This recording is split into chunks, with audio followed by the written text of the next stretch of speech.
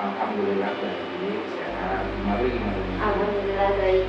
Sebelumnya mohon maaf ya Pak Adnan mengganggu waktunya dan terima kasih untuk kesediaan hari ini. Kebetulan saya merupakan calon guru penggerak angkatan 11 yang sedang mempelajari modul 3.1 mengenai pengambilan keputusan berdasarkan nilai-nilai kebajikan. Nah, pada hari ini saya ada tugas untuk melakukan wawancara kepada kepala sekolah yang ada di lingkungan daerah tempat saya mengajar.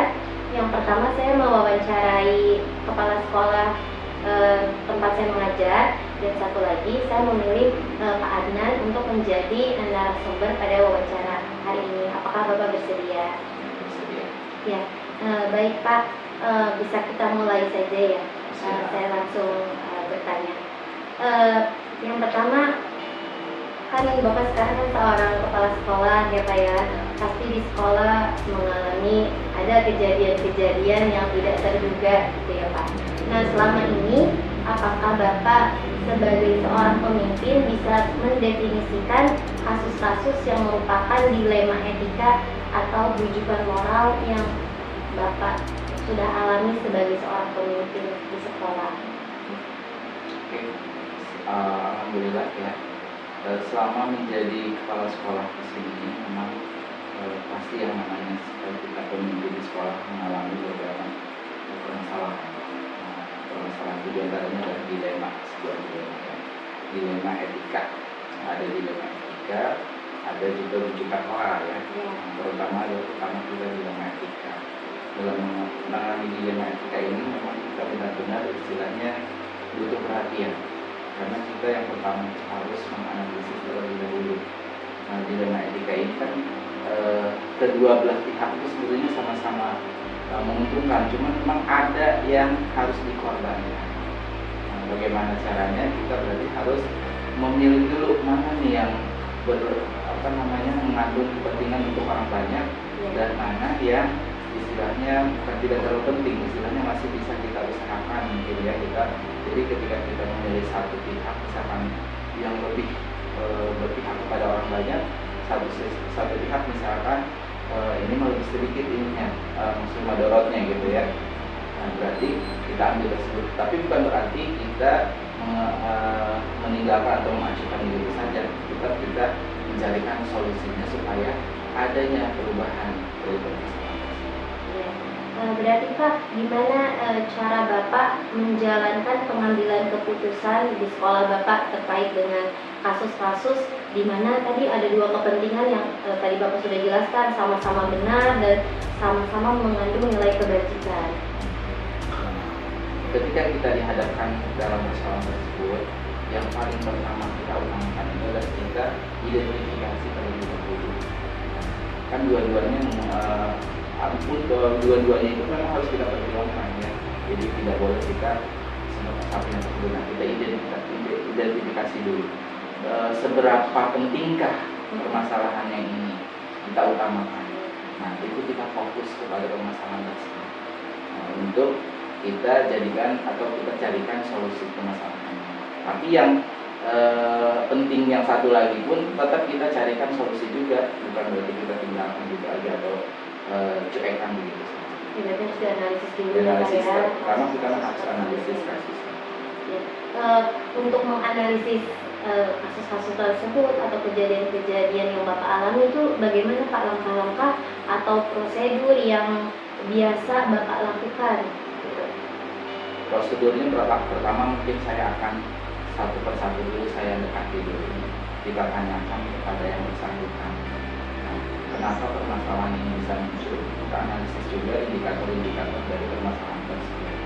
Nah, pertama kita cari sebanyak-banyaknya informasi dari pihak-pihak tersebut. Nah, seberapa pentingkah permasalahan tersebut atau seberapa rumitkah permasalahan tersebut? Nah, dari situ baru kita akan akomodir. Kemudian baru kita carikan referensi untuk menyelesaikan permasalahan. Berarti harus ada langkah-langkah jelas ya Pak untuk mendapatkan hasil gitu. Nah, berarti hal apa saja yang Bapak anggap nih selama ini tuh efektif dalam pengambilan keputusan yang Bapak lakukan dalam kasus-kasus dilema etika?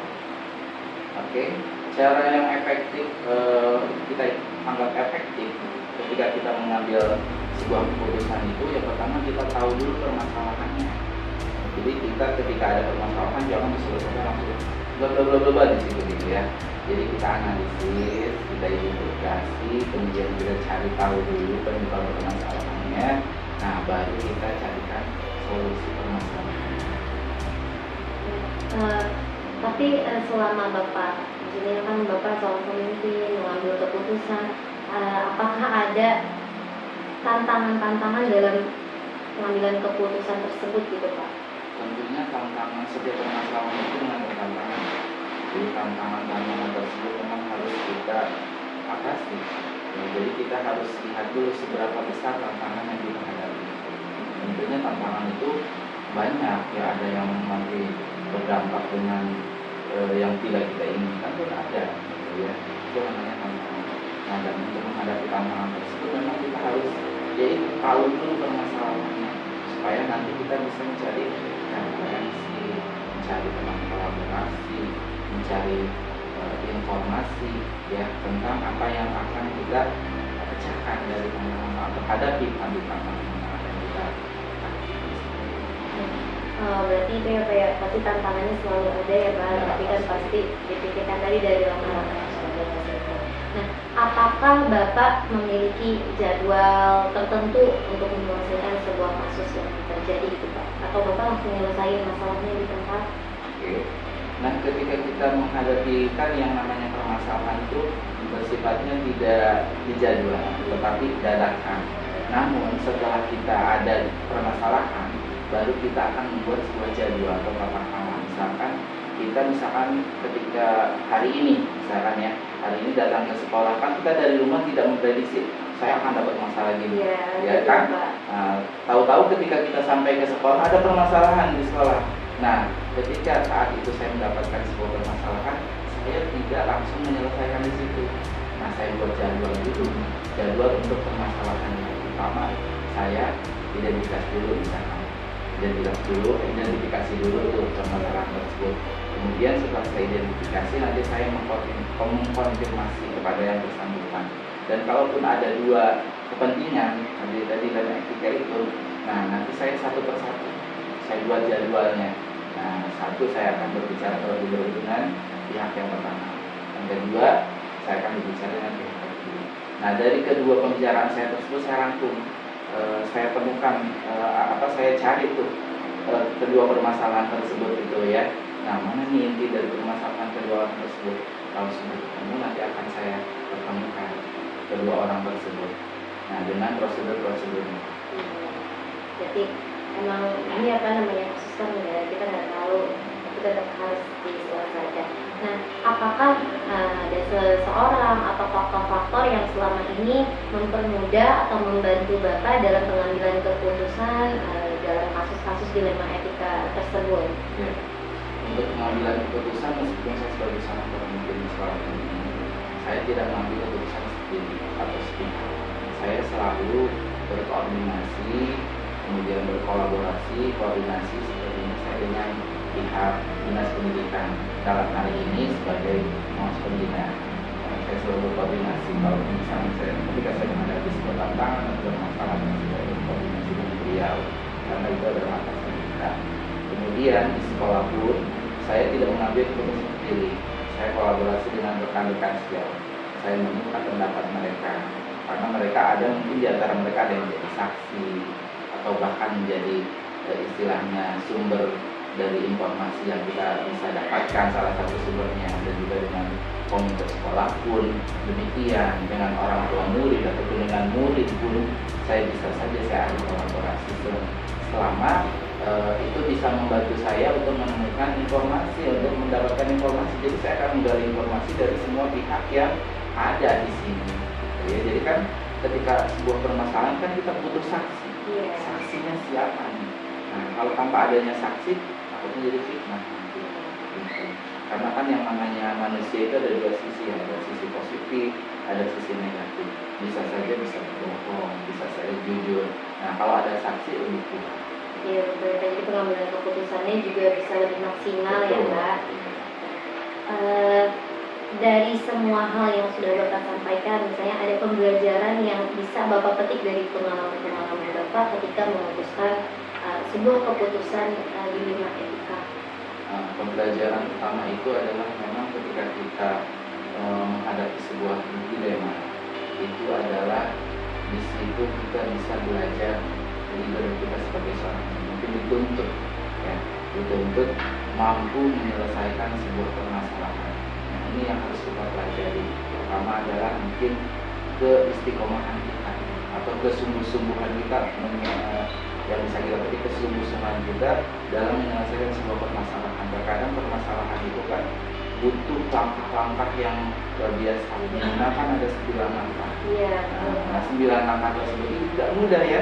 Kita kalau bisa menyebutkan satu mudah, tapi ketika kita laksanakan, nah itu butuh kesabaran, butuh ujian, lalu menghadapi pihak-pihak kalau permasalahannya sudah berkaitan dengan hukum. Iya. Nah, tentunya kita kan butuh istilahnya belajar tentang hukum juga. Jadi ketika memutuskan juga kita tidak hanya udah selesai saat itu juga, tidak bisa. Kita harus jangan sampai ketika kita memutuskan itu kembali lagi ke masalah tersebut. Jadi ketika kita memutuskan berarti harus sudah selesai masalah tersebut. Ini banyak pelajaran yang kita ambil. Nah, kolaborasi yang sama, dan kita bagaimana sih kolaborasi yang baik, mengkonfirmasi laporan dengan baik kepada orang-orang yang bisa kita ajak kolaborasi. Nah, itu yang sangat penting yang kita harus pelajari. Jadi intinya pelajaran yang diambil dalam dilema etika ini pertama istiqomahnya, sabarnya, ya, kemudian kita harus belajar payung hukum juga, dasar hukum. Jadi ketika kita memutuskan atau menyelesaikan memang ada dasar hukumnya. Baik Pak Adnan, pertanyaannya hanya itu saja yang bisa saya tanyakan ke Pak Adnan. Berdasarkan tadi ya yang Pak Adnan sudah ceritakan, saya banyak berpikir juga, jadi ternyata untuk jadi seorang pemimpin mengambil keputusan itu nggak mudah gitu ya Pak. Harus ada kolaborasi yang dari Bapak bilang, harus istiqomah juga supaya setiap pengambilan keputusan yang dilakukan bermanfaat gitu ya Pak, dan hasil dari keputusan itu memang yang terbaik gitu.